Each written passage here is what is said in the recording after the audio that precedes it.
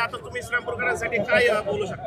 खरा सर्व धर्म समभाव हा श्रीरामपूरकरांनी परत दाखवून दिलेला आहे. श्रीरामपूर हा स्वाभिमानी आहे आणि श्रीरामपूरचा स्वाभिमान हा कुठेही वाकणार नाही हे दाखवून दिलेलं आहे.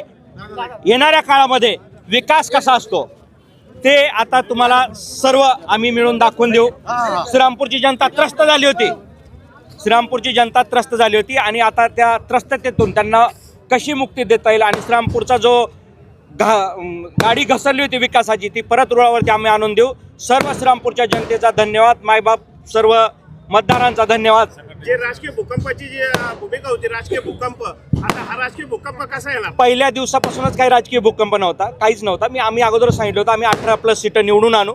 नगराध्यक्ष कमीत कमी आम्ही सांगितलं होतं 7,000 मतांनी निवडून आलो. ते सत्य झालेलं आहे.